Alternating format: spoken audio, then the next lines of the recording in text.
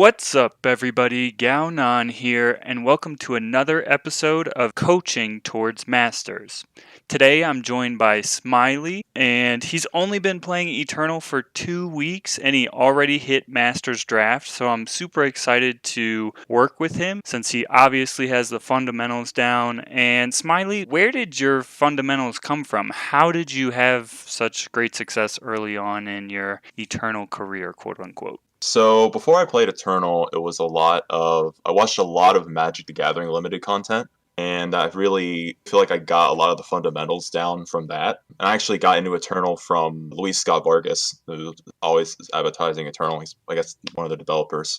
He really got me into it, and just a lot of the limited fundamentals from Magic really carry over to Eternal. I obviously like. A lot of the mechanics are pretty similar. When I first started, I watched a lot of limited content like their series and looked at a lot of some tier list stuff, but I definitely didn't just base my picks all on the tier list. But just Right. if I didn't grasp how good a card was, I can kind of look towards that as kind of a baseline. That's awesome. And yeah, there's a lot of the community that comes from Magic the Gathering, so you are not alone. One question I had for you was what motivated you to do the coaching session today? Since clearly you've got the basics down. I know we started talking about this session before you actually hit Masters. So you were one of the actual the first people that show up when I looked it on YouTube, Mm-hmm. and I definitely learned a lot.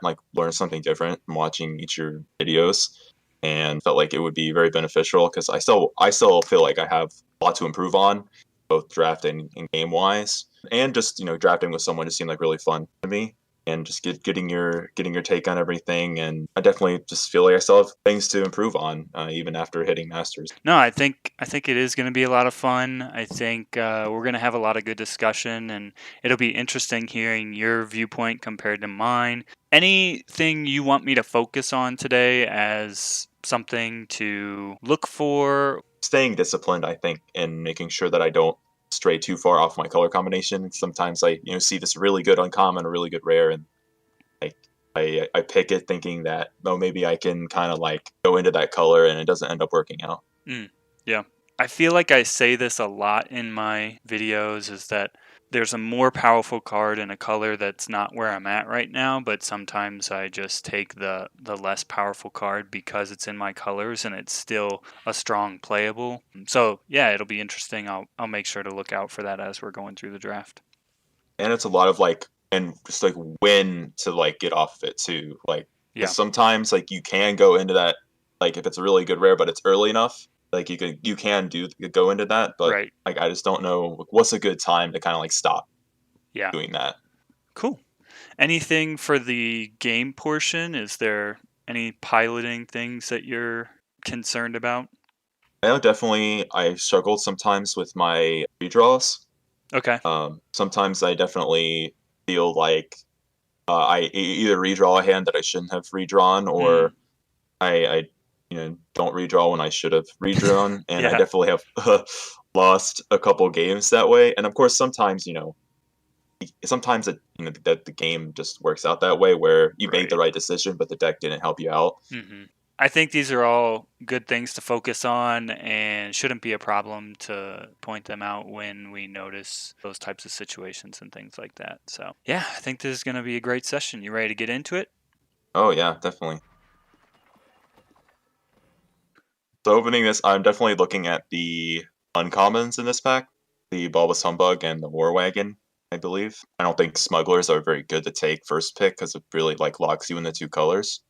And oftentimes the market is not going to be as strong as constructed market would be. Mm-hmm. I think there's also Roosting Warhawk is a card I've really liked. Just how easy it is to trigger Onslaught and 4/3 flyer for 5. Sometimes they can't just deal with that. Mm-hmm. And then I like Daring Maneuver, but I've definitely started to prioritize units over tricks. I think more now that I've drafted more, because I feel like my more successful drafts have had higher unit counts and kind of not low spell counts, but that's just not a ton of tricks. Gotcha. Yeah. But I think for me, the pick is between Bulbous Humbug and War Wagon, and I think it's a little close for me, but I think I would maybe go with the Humbug here. Yeah, I think you're looking at the right cards, definitely. Like, everything you said was on point. The only other one I would potentially mention would be Cobalt Coin, but as a pack one, pick one. I think you're right to focus on the uncommons here. And I agree with you. I think Bulbous Humbug is stronger than War Wagon. I mean, just the fact that it's a flyer is enough for me to say I rather have Humbug. I feel like that's the easiest way to win games in this current format. And War Wagon is solid, but if you're shifting it, it's pretty expensive. But giving a 3/3 buff to a flyer or something like that can be pretty strong, obviously. But yeah, I think I would probably pick Humbug. It also is just easier on the influence than War Wagon is, but most of the time you're in a 2-color deck anyway, so I don't know if that's like super important consideration in this pick, but I think generally I would value the Humbug higher than War Wagon just because it helps you guarantee your curving out, and if you have ways to give it extra health, like Twist is great on flyers. Yeah, I also view War Wagon as more of a 5-drop than a 3-drop. Right.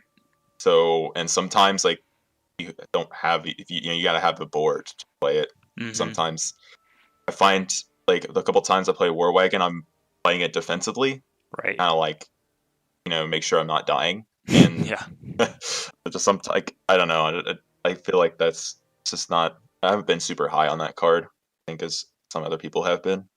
Yeah, I feel like it's super important to curve out in this format. Like, I feel like my most successful drafts are ones where I'm just going 1-drop, 2-drop, 3-drop, and Humbug helps that plan. You want to play this on 3, whereas, like you said with War Wagon, it's more of a 5-drop because the +3/+3 buff on something else is usually better than just playing a vanilla 3/3. So, yeah, I'd say let's go Humbug. All Any right. other questions about any other cards in that pack, or as we go Um. along, if there are like if you have questions about cards, like let me know. So, Murderous Flock got a buff. Uh huh. Um. So I see it now as kind of like a lower playable Yeah. now. I'm assuming that's like before I just felt like it was not playable, but now I think it's kind of playable. Like 4/3 for 4 is not the worst thing ever if you need to put it in your deck. Yep.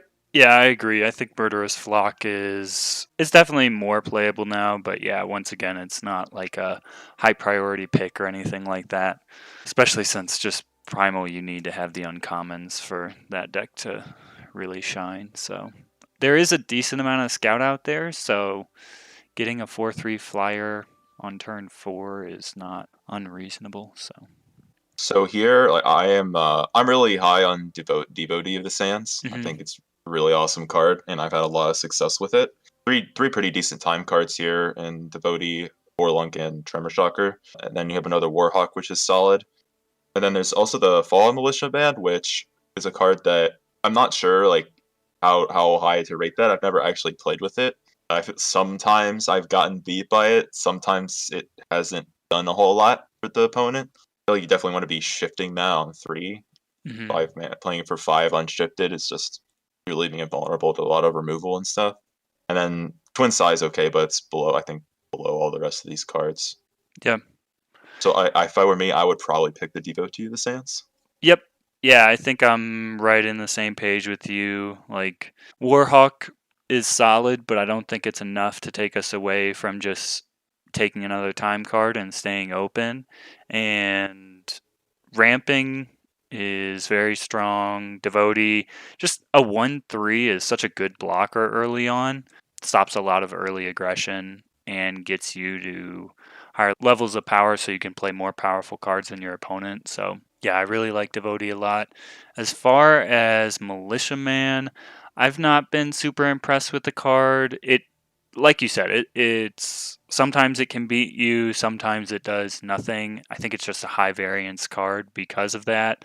Like it's a really bad top deck late in the game because you're not going to have enough time to like power this guy up. I think that's when it's really bad. Obviously, if you can play him on 3, it can be decent if if you and your opponent are just trading blows back and forth, but even then, like it's going to emerge on turn 6 and maybe you've got a 4/4 or a 5/5 if you're lucky. Yeah. So, yeah, I generally don't think it's great or worth the slot, but if you're desperate for playables, like it's definitely passable. But yeah, I think I would definitely just take Devotee over Vorlunk and Tremor Shocker here. Awesome. Yeah. Also, I think the shift on Devotee is really nice. Sometimes you just need to shift in to guarantee that extra power. Yeah, that's interesting. I tend to just play it out, but like you said, it kind of depends on. It mostly depends on what my opponent has done thus far. Like if they don't have a unit on 2, then I'm happy to shift it because, like you said, it guarantees the power. But if they've got something out there and this is going to help me protect myself and hold off the aggression, then I'll normally just play it out. But it's nice to So have that kind of flexibility. yeah, yeah, I really like that. So this pack is incredibly mediocre. Yeah. So I mean, we're not taking a really good card no matter what we pick here. Hmm. Like, part of me just wants to take the insignia, but there's also like Auric Lookout, which isn't great, Twin Sai, which is a fine, and Bandit's Flail, which is probably been better for me than I thought it was gonna be. Hmm. Sometimes just that extra like that 3 power just gets rid of a nice like a pesky flyer, or Right. sometimes you can even get 2, like Humbug or a Avarax Familiar or whatever. Right. But yeah, this is where I would like struggle. I'm really not sure what I would take here because all the cards are not very strong. Yeah. I mean, I agree. This pack is super mediocre. The fire and primal cards are garbage. The only reason I would lean towards Insignia here is because we've kind of consistently seen like decent justice cards come through, Hmm. and getting that fixing early is always nice. I think whatever we pick here, there's a high chance that we don't end up playing it just because we have no idea what our second color is yet. But I feel like Insignia at the end of the day, like even if you end up like Xenon but you had a retribution you wanted to splash or something like that, Insignia still helps with that. So I think it's worth taking Insignia just for potential splashes rather than just all out committing to another color by taking something like Twin Sai, if that makes sense. Yeah, I think I would have probably picked the insignia, so I think we agree on that. There's just nothing that would like I really want to pick here other than that. Yeah, I mean, everything else, like you said, is just pretty mediocre. Yeah, I do agree with you about Bandit's Flail. It has surprised me in its effectiveness, but you're not normally getting a 2-for-1 with that card. It's usually just getting rid of something that you desperately need out of your way, but it is better than it looks on paper. Yeah, yeah, I agree with that. I'll just take the insignia and be sad about it. Hey, Okay, nice. so this is better. Yeah. I like Novice Entomancer. If we Mhm. wanted to stay in color, I think that's a sometimes like they shift it for 5 and there's just a flyer I can't deal with. A Right. 2/2 flyer. And there's also I think Eviscerate here is just kill an enemy unit. It's never really a bad thing. Mhm. It does cost 5, so sometimes it's a little slow for me, Mhm. where it's like I'm already getting beat down by a bunch of units and like eviscerating. It's not really what I want to be doing. Right. Razor Quill is a pretty decent card as well. Belligerent Yeti's one of the better primal commons. Mhm. And then Cobalt Coin, but a little early for that. Yeah. I think I would probably stay on color and pick the Entomancer, if Yep. I had to say. Yeah, I think that's what I would do too. I mean, Entoman, like, Eviscerate is a good playable, Razor Quill is a good playable, but I'm trying to think back to the previous packs if we've seen like good shadow cards coming through. I mean, it I don't is think early to so. like be reading signals. Like the next pack is really where I feel like you've got your chance to see your first signal. And I feel like Okay. with Novice Entomancer coming through at this point still, like it seems like time is going to be open because I think this card is pretty powerful. Like even we were talking about War Wagon earlier and playing that as a vanilla 3/3 not exciting, but like if you're desperate and you play Entomancer on 3, like you don't feel terrible about it. It's still a 3/3 endurance, which is decent, but yeah, obviously you want to play it on 5 instead. I noticed a lot of the curated packs, that's packs 2 and 3, they have a lot of decent playable time cards in them, Yes. like Training Grounds and Mm-hmm. Amaneras and things like that, Yeah, compared Waterstone. to Yeah. some other colors. I really like being in time going into those packs. Yeah, I agree with you about Eviscerate. Like, sometimes you're just getting run over, and removing just one of their guys isn't enough for you. And yeah, Belligerent Yeti just isn't enough of a reason to go away. So I think Yeah. I would just take Entomancer. Yep. Sounds good. Okay. What what is your opinion on clan barracks? It's too I, slow. in general, I think it's too slow.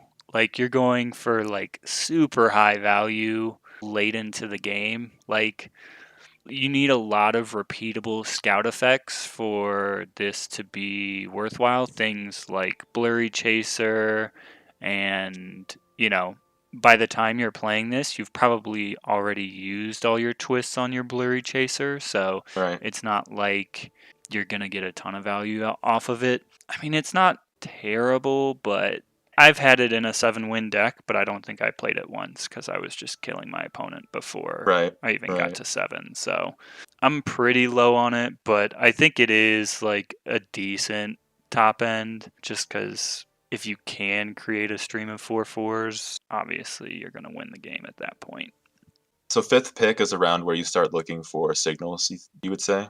Yeah, generally fifth pick is where I start looking for signals and saying, okay, and now I'm consistently starting to see a lot of time cards, or I'm, consistently seeing this color or strong cards in this color, and this is the point where you can kind of say, okay, like this is going to be open for me. And same thing in pack 2, since it's coming from another direction. And the reason I say you can't really read a signal till this pick is most of the time people are just taking rares, or there's just not enough information to say, like, okay, now this is going to be open for me the rest of the way or whatever. Sometimes Mm, you, like, if you see Heretics Cannon like pick 2, pick 3 or something like that, like, yeah, you could probably say that fire is going to be open for you. But unless you see things like that, like, I think with the time cards that we've gotten, I feel pretty comfortable saying that time is going to be open the rest of the way this pack for us. yeah, Just I because I'm agree. surprised that Entomancer went that late mostly. So as far as what's a pick in this pack, I mean, it's another kind of mediocre pack. Like the three playables are like Snowmass Jotun, Blood Nurse, and Amber Coin. I probably would just take the coin here. hmm Yeah, I think I'm probably in the same boat. Like, if you want to get cute and experiment, you could take Clan Barracks, but yeah, I'd probably just take Coin. Jotun, I'm not super impressed by just like big dudes in this format. Like, a lot of Yeah, I'm times not you can either. just like go around them or go over them because I feel like boards can get pretty wide in this format. And Blood Nurse, she's just super awkward if you don't have a way to give her extra health. Like, Yeah, you're just twisting her and she's dying and you get a 1/1 vampire bat, and it's like, okay, I paid 3 for a 1/1 lifesteal flyer. right. Yeah, But, it can be decent if you have like Horn of Plenty out or something like that. But beyond that, it's I don't know. I've been pretty low on the card. I haven't been impressed with it. I've tried it a few times because it seems like it can be good because I'm like, oh, I get a flyer. It's going to be great. But yeah, it's been less than stellar for me. So yeah, I'd probably just take coin because it rewards you for doing what you want to do anyway, of hitting your opponent. yeah. One thing I also wanted to ask is it ever? Oh gosh, okay, that's good. Is it ever? Are cards that increase the cost of cards in the opponent's hand ever good? It seems like such a weak effect. I would say in drafts, not really. I don't think Okay, they're because I was worth a thinking unless it's slot. on like a monster, it's unless it's on a creature or Yep, something. exactly. If it's on a body, sure, it's fine. Like, okay, but if you're trying to play slow in your deck, I think that's in the curated packs. The one Yeah. time that doubles the cost of a card in the opponent's hand. The only time I'll say it's good is if it's like super early in the game. Like, once again, terrible top deck like late in the game, but Mhm. yes, those effects are much better if you've got it attached to a body for sure. So what are you So thinking here? there's a Horn of Plenty here. Yeah.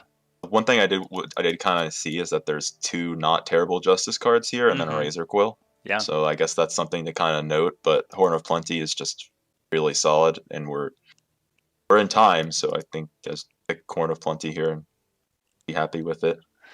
Yeah, Horn of Plenty is just so solid. Like, even though it's not like Xenonopolis because it can't get up to 2/2, it's still just really good. It just messes up all the math and any twist guys you have, you know, just love it. And it just basically makes you win all flying combat, basically, at that point. Yeah, But yeah, I think it is good to note that there are two decent Justice cards and Razor Quill as well. Even Furnish is playable. I like that card yeah. quite a bit. I It definitely found surprised like me. cards like Furnish and Refresh are more playable than I thought they would be. Just giving things extra health can be really good in this Yeah. format with twists and stuff like that. Yep. Exactly. So, but yeah, let's All take right. the horn, stay open, and see what else comes our way. Okay. What a pack! What a fact. Like we go So from what we had last pack to this. yeah, I guess I'll just pick Winsai Yeah. here.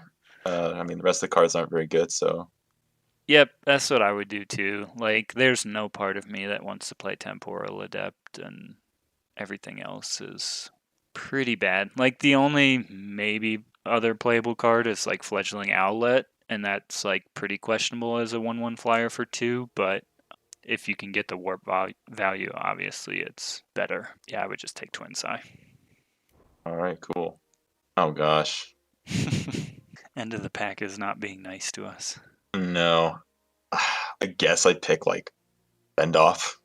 Yeah, that's what I'd be looking at too. Like, I don't think there's any reason to take Slag or Reread, so I guess Fend Off. Even though Guess Bend Off. I just hate taking Fend Off because if I am going to be in Primal, I almost always end up with a Flash Freeze from packs 2 and 3, Yeah, and I'm like, Fend Off is so worthless at that point, but I mean, there's nothing else here, so I think it's fine to take it. yeah. Oh, okay. This is actually kind of an interesting pick here. Yeah. Hylart's good, but I also really like Alley Guide after they buffed it. Hmm. That just having a 3/3 is really nice. So honestly, they're really close. I think I might just pick the High Alert because we have Justice stuff already. But I'm not. This is a close one for me, actually. I'm not entirely sure what I would do here. I think I'm with you in that I would take High Alert because we have the Twin Side, because we have the Insignia. But it is close because Alley Guide is strong. I guess the fact that in these nearly unplayable packs, the only playables that we've seen are mostly Injustice, so I'd probably lean more towards Justice because it seems like in a situation where you've got a lot of mediocre cards, in general, the Justice ones are going to be the ones that kind of rise to the top, not your shadow ones, because that's how you get stuck with the Gorgon in your deck, the 2/2 ambush that deals Oh 2 no. damage to you when you block. Yeah. So, Yeah, I think I'd pick High Alert, but yeah. definitely like Alley Guide a lot more now that it's 3/3. Yeah, I mean, I even liked it as a 3/2. Like, I didn't think there was anything wrong with it. I like that whole cycle of cards, really, that has the Hmm. I agree. 3 cost shift guys. So, with Scout, it's nice. All right, so High Alert it is. Okay. We have power, and an Elder Meditant. I guess Meditant? I guess we just take Meditant. I mean, Yeah. Could be good if we see some Primal Bombs in pack 2 and 3. so we have the before and after pick here. Right. Bend off and Yeti Bully.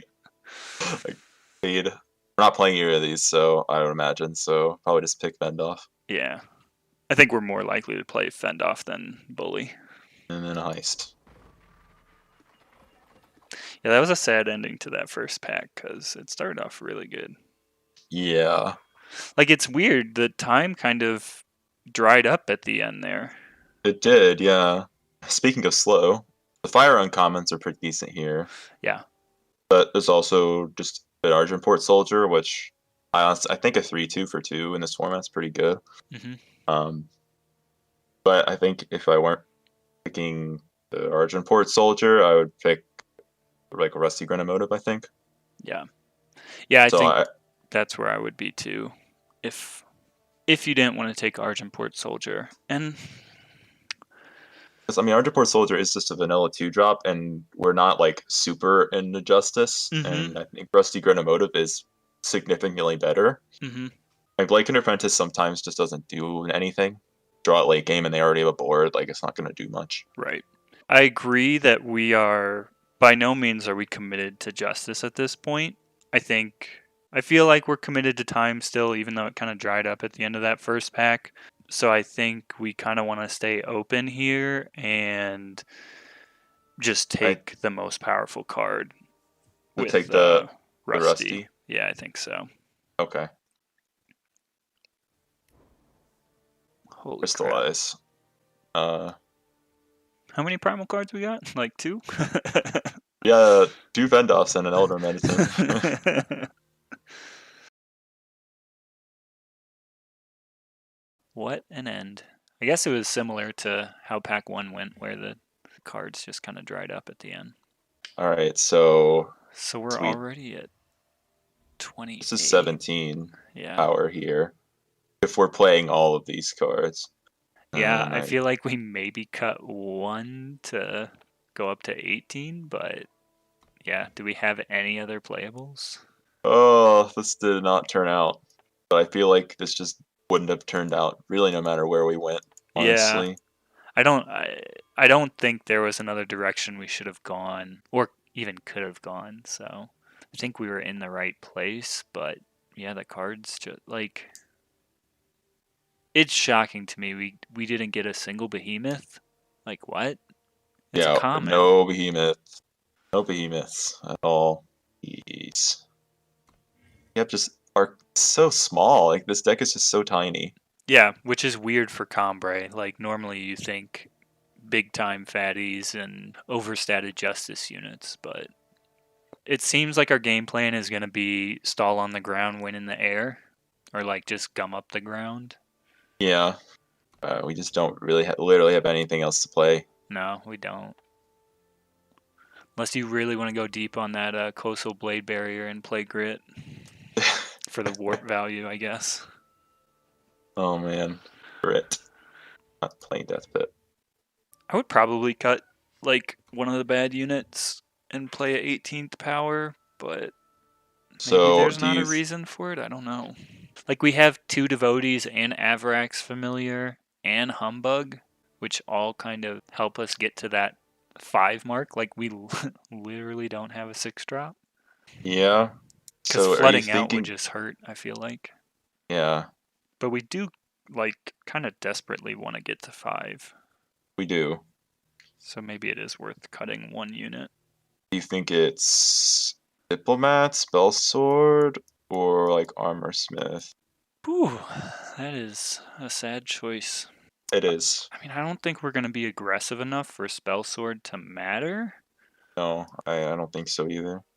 And like Armor Smith at least has like a little bit of synergy for us. Diplomat is like a little bit of interaction. So I think I would cut the Spell Sword, but it's kind of lesser evils choice here we have. Yeah. So another thing, one thing I feel like also that I could use some help with Hmm. is how much power to add to a deck Okay. sometimes. I mean, I think this one is a little bit of a oddball Yeah. because of the like way the deck turned out. Hmm. I think sometimes I'm not too sure on what the right number is. What's your baseline that you normally like to start with? I usually like to start with 17 Hmm.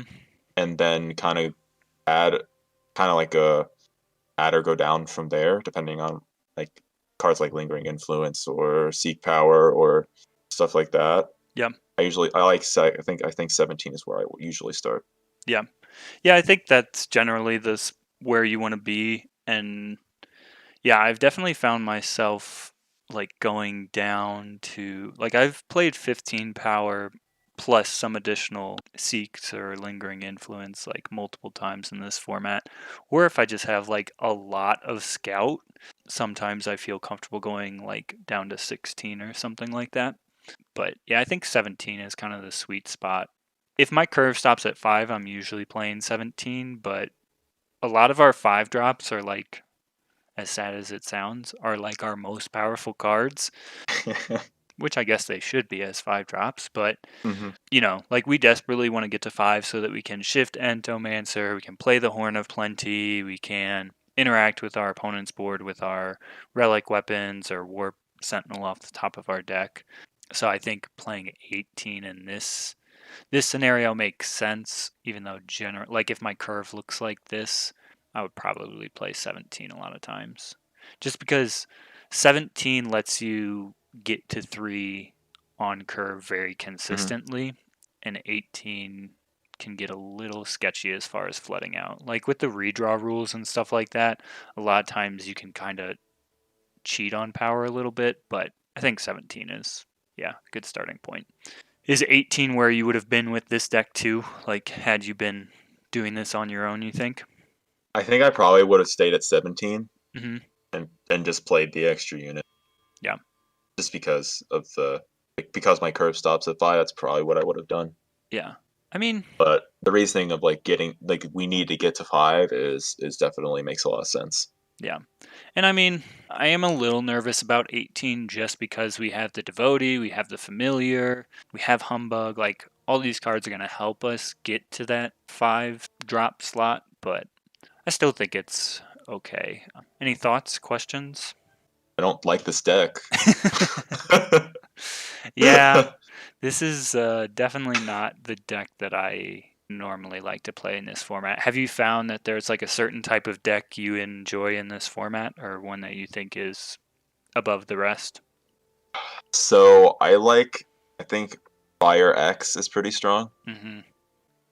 Do you think this mana base is right? This is like 11 time and 9 justice. Or You can would you like you can go kind down of a time go. up a justice? No, I don't think so. I think I'd probably keep it where it is. Like okay. The main reason being that Bulbous Humbug is kind of a +1 for each of the Mm, influences, right. and but you're required to have time before you can use the Humbug. So I think I would just lean towards the time, and just our distribution of cards. Like, it's almost 2-to-1 time to justice, even though we do have 2 justice cards that are double justice. Generally, things I like to do to prepare before I go into games is understand, what's my win condition of my deck?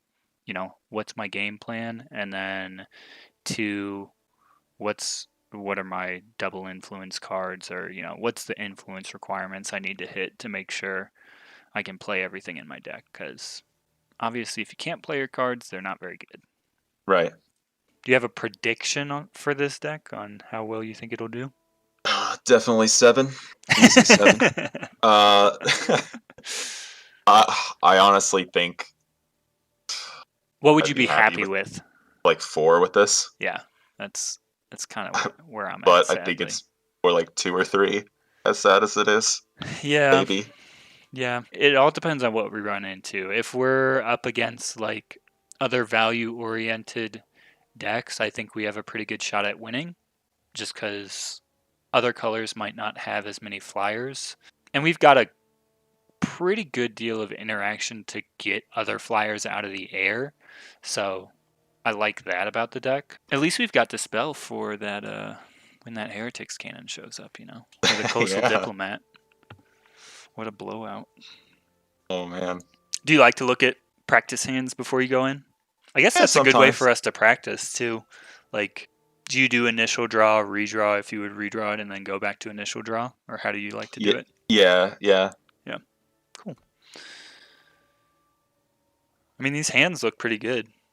Yeah, of course. Sometimes it's just like I get these hands and then I go into a game and I'm just like, nothing like this. But so, Devotee on 2, Wormstone, yeah, not bad. And then we never see a spell. I mean, I never see a spell. Now this one would be kind of questionable. I probably would redraw this kind of hand. Yeah, I would redraw that. Even on the draw on that hand, I think it's too risky. I really like that that's a feature in this Yeah, it game. is very cool. I wish they would have the go down to 6 too. It would be nice. Yeah. Since they changed that, I feel like that's a no-brainer that that should be in there. Just want to close out the drafting and deck building portion of my Coaching Towards Masters episode with Smiley by saying thank you for being here. I appreciate you guys supporting my content. If this is something that you think you'd be interested in, I've included my contact information on the screen now. And what'll happen next is we'll go into the games portion of the episode because Smiley actually did want to do both the draft portion and the games portion. So I'll show some of the games that we played in the next video, and then we'll wrap up from there. So thanks for watching, and I hope to see you in my next video.